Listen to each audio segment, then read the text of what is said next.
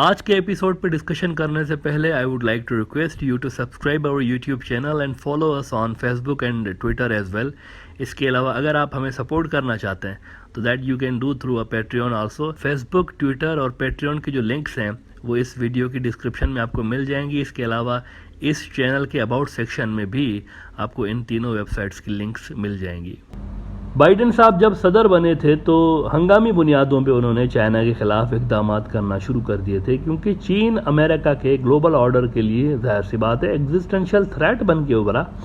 इसको रोकना बाइडेन साहब की पहली जिम्मेवारी थी। लिहाजा उन्होंने अफगानिस्तान, मिडल ईस्ट, इधर उधर से सारे जगहों से अपने आप को डिसएंगेज किया और सारी की सारी तवज्जो उन्होंने कंटेनमेंट ऑफ चाइना पे लगाना शुरू कर दी। लेकिन मिडल ईस्ट अमेरिका को बड़ा बुरे तरीके से सक इन कर चुका है। अब अमेरिका वहाँ से चाह कर भी नहीं निकल पा रहा। अमेरिका वहाँ से निकलना चाहता है लेकिन नहीं निकल पा रहा। वहाँ के जो कन्फ्लिक्ट्स हैं वो ख़त्म होने का नाम नहीं ले रहे। ये कन्फ्लिक्ट्स वैसे पैदा भी अमेरिका ने खुद ही किए हुए हैं। देखा जाए तो वो मिडल ईस्ट शांत किस्म का एरिया हुआ करता था। इराक जो था बड़ा पीसफुल किस्म का मुल्क था, सीरिया बड़ा पीसफुल, लिबिया बड़ा पीसफुल किस्म का, जब कर्नल कज़ाफ़ी की हुकूमत, बड़ा पीसफुल और स्टेबल हुकूमतें।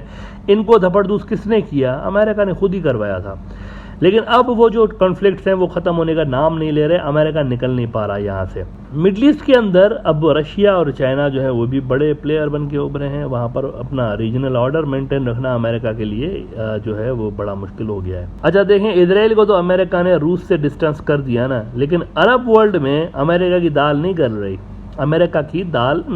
रही। वहाँ पर रूस और चीन अब भी बड़े पार्टनर्स के रूप में देखे जा रहे हैं। खुद अमेरिकन इत्तेहादी भी रशिया और चाइना के साथ अच्छे रिलेशंस रखने के हामी हैं। मिडल ईस्ट में अपने इन्फ्लुएंस को स्ट्रेंथन करने के लिए अमेरिकन प्रेसिडेंट बाइडेन साहब ने वहाँ का दौरा किया है। वो ऑक्यूपाइड पैलेस्टाइन गए, जिसको इजराइल कहा जाता है, और वहाँ से वो सऊदी अरब गए। लेकिन इनका दौरा ज़्यादा कामयाब रहा नहीं है। जब ये इजराइल पहुँचे तो वहाँ पर जनाब लंबा चौड़ा लाओ लश्कर इनको वेलकम करने के लिए एयरपोर्ट पर पहुँचा हुआ था। लंबा चौड़ा, वो चाचे, मामे, भांजे, भतीजे सारे लेकर आ गए थे इजरायली। इनमें करंट प्राइम मिनिस्टर भी थे, फॉर्मर प्राइम मिनिस्टर भी थे। पता नहीं कौन कौन सा ऑफिशियल वहाँ पर एयरपोर्ट पे मौजूद नहीं था। सारा उन्हें जनाब ढोल बाजे बजा के इनको बड़ा ग्रांड वेलकम दिया, इनको बाइडेन साहब को। नेतन्याहू भी वहाँ मौजूद था। सारा इजराइल एक तरह से यूं लगा कि हाजिरी भरने आ गया है कि महाराज आपको वेलकम करने हम आए हैं यहाँ पे, देखिएगा, भूल नहीं जाइएगा, हम इधर मौजूद हैं सारे। लेकिन दो चार डेवलपमेंट्स ऐसी हुई हैं वहाँ जिससे इजरायली बिल्कुल भी खुश नहीं है। एक तो बाइडेन ने 2 स्टेट सोल्यूशन की बात की है वहाँ पर, कि इस सारे जो मसला है ना फ़लस्तीन का और इजरायलियों का, इसका एक ही वो कह रहा है कि हल है 2 राष्ट्रीय फार्मूला, 2 स्टेट सोल्यूशन। अब देखें, 2 स्टेट सोल्यूशन को मुस्लिम वर्ल्ड भी मानती है, रशिया भी मानता है, चाइना भी मानता है, सऊदी, ये सारे मानते हैं कि 2 रियासतें बने, 2 मुल्क बने। एक यहूदियों का मुल्क हो, दूसरा फ़लस्तीनियों का आज़ाद मुल्क हो जिसका कैपिटल यरूशलेम हो, और फ़लस्तीन पूरी आज़ादी उसको होनी चाहिए, फ़ौज भी रखे, सब कुछ हो। ईरान वैसे 2 स्टेट सोल्यूशन को नहीं मानता ट्रेडिशनली। वो कहते हैं कि काहे का 2 स्टेट सोल्यूशन भाई, ये तो पूरा का पूरा कब्जा है। ईरानी कहते हैं इजरायली इधर से दफ़ा हो जाएं, वापस चले जाएं यूरोप, जहाँ से ला के इनको फ़लस्तीन की ज़मीन पे बिठाया गया था। वो इसको नहीं मानते। वो कहते हैं डाका डाला गया, तारीख़ी डाका है, इनको होना ही नहीं चाहिए यहाँ पे। वो कहते हैं ये जाएँ, सारे के सारे उधर जाएँ जहाँ से आए हैं, जर्मनी में चले जाएँ और ये वहाँ यूके में चले जाएँ, जहाँ से आए हैं उधर ही चले जाएँ। ईरानी नहीं मानते, लेकिन बाकी जो अक्सर मुस्लिम वर्ल्ड है वो मानती है। रशियंस भी मानते हैं, चाइनीज़ और यूरोप के कई मुल्क मानते हैं कि 2 स्टेट सोल्यूशन होनी चाहिए। इजराइल जो है ना वो खुद 2 स्टेट सोल्यूशन को नहीं मानता। वो कहते हैं कि फ़लस्तीनी रियासत ही नहीं होनी चाहिए, सारा का सारा हमारा एरिया है। और वो कहते हैं ये सारी ज़मीन हमें मिले। ट्रंप के दौर में ये जो डील ऑफ द सेंचुरी हो रही थी ना, एक अजीब व गरीब किस्म का एक भोंडा सा मजाक तारीख में होने जा रहा था। वो डील ऑफ सेंचुरी भी यही थी कि फ़लस्तीन ख़त्म हो, गज़ा, वेस्ट बैंक ये भी ख़त्म हो, कुछ भी नहीं होना चाहिए, सारा का सारा इजराइल होना चाहिए। जितने फ़लस्तीनी यहाँ पे रहते हैं वो कहते हैं कि कुछ जो है वो उर्दन वालों को दे दिए जाएँ, कुछ सीरिया वालों को फ़लस्तीनी दे दिए जाएँ, कुछ जो है वो इराक वालों को दे दें, कुछ GCC वालों को इधर उधर दे के और ये सारा मामला ख़त्म कर दें, सारी ज़मीन इनको दे दें, पैसे दे दें इनको। ये जब फ़लस्तीनी जो लेंगे उसके बदले पैसे दे दें इनको सारों को, फ़लस्तीनियों को। ट्रंप का जो दामाद था वो खुद भी यहूदी था, वैसे जेराड कुशनर, ये यहूदी था। ये बड़ा एक्टिव रहा ये डील कराने में, लेकिन ऐसा हो नहीं पाया। इसीलिए ट्रंप जो है वो इजराइल में तो बड़ा पॉपुलर है। आप देखें कि गोलान हाइट्स जो उसने सीरिया का मकबूजा इलाका उनको दे दिया इसराइल वालों को, उसका नाम उन्होंने बदल के ट्रंप हाइट्स रख दिया उसको खुश करने के लिए। बड़ा पॉपुलर इसराइल के अंदर ट्रंप, लेकिन फ़लस्तीनी इसको बिल्कुल पसंद नहीं करते। वो कहते हैं ये बंदा जो है ना गड़बड़ बंदा है। ट्रंप का ताल्लुक वैसे एक ख़ास किस्म के ईसाइयों के फ़िरके से है जो कि यहूदियों के करीब हैं। कभी इस पे बात करूँगा ये कौन सा फ़िरका है, क्या इनकी आइडियोलॉजी है। लेकिन बाइडन साहब जो हैं वो कैथोलिक हैं, कैथोलिक, और उनके जो मजहबी नजरियात है, मेरे ख्याल से ये सेकंड कैथोलिक प्रेसिडेंट हैं अमेरिका के, कैनेडी के बाद। कैनेडी को मार दिया गया था, उसके बाद ये सेकंड कैथोलिक ये हैं। वहाँ पर ज़्यादातर जो है वो प्रोटेस्टेंट हैं, तो ये सेकंड कैथोलिक है अमेरिका की हिस्ट्री के अंदर, सेकंड कैथोलिक सदर है। इनके रिलीजियस बिलीफ ट्रंप के रिलीजियस बिलीफ से बिल्कुल मुख्तलिफ रहे हैं। इनकी जो इजराइल पॉलिसी है वो भी ट्रंप की इजराइल पॉलिसी से बिल्कुल मुख्तलिफ है। इस भाई साहब ने वहाँ पर 2 स्टेट सोल्यूशन के फेवर में बात की, बाइडन ने वहाँ पे आके। तो एक तो इजरायलियों को वहाँ पर मिर्चें लगी कि वो जो इतनी मेहनत करके, और ट्रंप के दौर में हम जनाब ये डील ऑफ द सेंचुरी कराने जा रहे थे, डील ऑफ द सेंचुरी नाम भी इतना ख़तरनाक इन्होंने रखा हुआ था, वो कराने जा रहे थे। उस पर तो सारा पानी फिर गया इसके आने के बाद, बाइडन के आने के बाद। ऊपर से बाइडन चले गए फ़लस्तीनी अथॉरिटी के सदर महमूद अब्बास से मिलने यरूशलेम के ओल्ड सिटी वाले इलाके में। देखिए 2 हिस्से हैं यरूशलेम के, ये ज़रा बात नोट कर लें। 2 हिस्से हैं यरूशलेम के, एक ओल्ड सिटी है उनका और दूसरा वेस्ट यरूशलेम है। असल जो यरूशलेम है ना, असल जिसके ऊपर मुसलमानों का क्लेम है, वो ओल्ड सिटी है। वो जो ईस्टर्न यरूशलेम है जिसके अंदर मस्जिद अक्सा भी है और कुब्बतुस सखरा भी है, जिसको डोम ऑफ द रॉक कहते हैं अंग्रेज़ी में, ये सारे ओल्ड सिटी के अंदर हैं।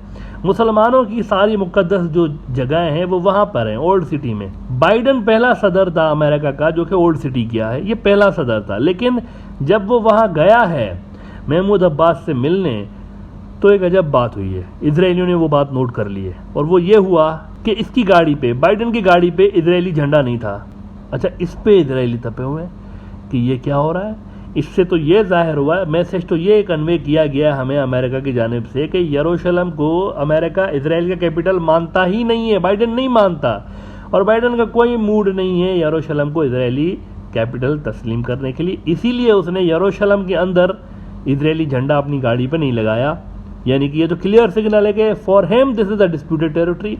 इजराइल का बड़ा न्यूज़ आउटलेट है द यरूशलेम पोस्ट, इन्होंने रिपोर्ट किया है कि Biden visits East Jerusalem without Israeli flag on limousine, move seen as directly undermining Israeli sovereignty over eastern part of capital. तो बाइडन की इस हरकत को लोग इस तरह से इंटरप्रेट कर रहे हैं कि शायद उसके जहन में ये है कि 2 स्टेट सोल्यूशन होगा, 2 रियासतें बनेगी, फ़लस्तीनी रियासत का कैपिटल ईस्टर्न यरूशलेम ये वाला होगा जहाँ पर वो झंडा लगा के नहीं गया। तो इस हवाले से इजरायली जो हैं वो बाइडन के दौरे से ज़्यादा खुश नहीं है कि यार इतना ग्रांड वेलकम दिया है इसको एयरपोर्ट पे और इसने आकर ये कर दिया है। इजराइल के बाद वो पहुँचे सऊदी अरब। अच्छा, इजराइल पे तो सारा लाओ लश्कर आ गया ना, उसको वेलकम कर रहे हैं एयरपोर्ट पे, रेड कारपेट, ये सारा गाना बजाना, सारा धूम धड़का सब कुछ हुआ। लेकिन सऊदी जब वो पहुँचा है बाइडन, तो एयरपोर्ट पे ना इसको सऊदी क्राउन प्रिंस रिसीव करने आया, ना इसको किंग रिसीव करने आया, कोई भी नहीं आया। ये अमेरिका का सदर है, दुनिया की इतनी बड़ी सुपर पावर, लेकिन सऊदीज, बिल्कुल सऊदीज ने इनको एयरपोर्ट पे घास रहे नॉर्मल किस्म का वेलकम उनको दिया। रेड कारपेट भी नहीं था, वैसे रेड कारपेट भी नहीं था, एक आम सा वेलकम उनको दिया गया। एयरपोर्ट से वो वहाँ से पहुँचे शाही महल, तो शाही महल में क्राउन प्रिंस से मिला है बाइडन साहब से, वहाँ पर मिला। मुलाकात में इधर उधर की बातों के अलावा जमाल खशोगी जो सऊदी जर्नलिस्ट था जिसका कत्ल हो गया था तुर्की के अंदर, इसकी बात छेड़ दी बाइडन साहब ने बातों बातों में, और मोहम्मद बिन सलमान से कहा कि ये एक बहुत बड़ा इशू है जमाल खशोगी का। ना इस पे रिप्लाई करते हुए आगे से मोहम्मद बिन सलमान ने इनको कहा कि भाई जो जो लोग मुलविस थे ना इस कत्ल में, सबको कानून के मुताबिक हमने डील कर दिया है। अब आप ये बताएं कि आप लोग जो अबू गुरेब जेल में बदतरीन ह्यूमन राइट्स वायोलेशंस करते रहे, आप अमरीकी, तो आपने क्या उन लोगों को सज़ा दी जो इतने बदतरीन किस्म की ह्यूमन राइट्स वायोलेशन आपके फ़ौजी करते थे? आपने क्या किया उनके साथ? कुछ किया? और मोहम्मद बिन सलमान ने यह भी सवाल किया कि ये जो फ़लस्तीनी जर्नलिस्ट अभी हाल ही में मरी हैं, इस पर आप क्यों चुप हैं भाई? ये जो शीरी अबू अकली नाम की जर्नलिस्ट वहाँ पे मरी हैं फ़लस्तीन के अंदर, तो इस पर अमेरिकन चुप हैं क्योंकि वहाँ पे दूसरी तरफ इजराइल है। तो ये सवाल, सख्त किस्म के सवाल ऊपर से मोहम्मद बिन सलमान ने इनके सामने उठाए। बल्कि मोहम्मद बिन सलमान ने तो ये तक कह दिया कि हर मुल्क के अपने वैल्यूज़ होते हैं। अगर अमेरिका ये समझ रहा है कि हम उन्हीं मुल्कों से डील करेंगे जिनके वैल्यूज़ हमारे 100% हमारे जैसे हैं, तो फिर तो उनको फिर दुनिया में नेटो के साथ ही डील करना पड़ेगा, बाकी के साथ तो करना ही नहीं पड़ेगा। ये बड़ी गहरी बात की है उन्होंने कि भाई आप अगर ये चाह रहे हैं कि सबके आपके जैसे वैल्यूज़ होंगे, सब आपकी तरह सोचेंगे, सब आपकी तरह उठेंगे बैठेंगे, सब आपकी तरह, तो फिर तो आप नेटो के साथ जाएं, बाकी दुनिया तो आपके साथ आएगी ही नहीं। लिहाजा टेंशंस कम नहीं हुए अमेरिका और सऊदी के दरमियान इस दौरे के बाद, बल्कि चीन का सरकारी अखबार ग्लोबल टाइम्स उन्होंने लिख दिया है कि Chinese expert said Biden's trip to Saudi Arabia will barely achieve diplomatic goals, but instead may further damage his vulnerable approval ratings ahead of the midterm elections. Biden को यूके के Boris Johnson की तरह अपनी ही party के अंदर से pressure आ रहा है कि एक तो ये बुजुर्ग हो गए काफ़ी, अब इनसे ठीक से एज की वजह से काम नहीं हो पा रहा। दूसरा ये कि इनकी पॉलिसीज़ काम नहीं दिखा रही, पॉलिसीज़ इनकी नाकाम है, कुछ हो ही नहीं रहा, हम एज़ यूजुअल गिर रहे हैं, चाइना ऊपर जा रहा है, हमारा इन्फ्लुएंस डिक्लाइन हो रहा है। जब से आए हैं काफ़ी टाइम इनको हो गया है, लेकिन कुछ असर नज़र नहीं आ रहा आलमी सतह पे। यूएस अपने ऑब्जेक्टिव्स हासिल नहीं कर पा रहा, तो आने वाले मिड टर्म इलेक्शंस इनके लिए प्रॉब्लम्स क्रिएट कर सकते हैं। अच्छा, एंड में वैसे आपको बता दूं कि ये जो यरूशलेम पे अभी थोड़ी देर पहले मैंने यरूशलेम की बात की, तीनों अब्राहमिक रिलीजन्स जो है ना उनके लिए मुकद्दस शहर है, मुसलमान, ईसाई और क्रिश्चियंस, और तीनों का क्लेम है इस पे। अब इन तीनों मज़ाहिब यानी इस्लाम, ईसाई और यहूदी, इनके पास्ट के बारे में और फ्यूचर की जो प्रोफेसीज है इनके अंदर, इसके बारे में the blank page official thoughts जो मेरा दूसरा चैनल है इस पे मैंने बात की हुई है कि ये जो सारा डिस्प्यूट है इन तीनों मज़ाहिब का, इस डिस्प्यूट का एंड रिजल्ट इन्हीं की प्रोफेसीज के मुताबिक क्या निकलना है और आगे क्या होगा according to the religious scriptures of these countries. इस वीडियो की लिंक आपकी स्क्रीन पर मौजूद है और इस वीडियो के डिस्क्रिप्शन में भी मैंने उस एपिसोड की लिंक डाल दी है। If you are interested to know more about these religions तो आप ये वीडियो देख सकते हैं।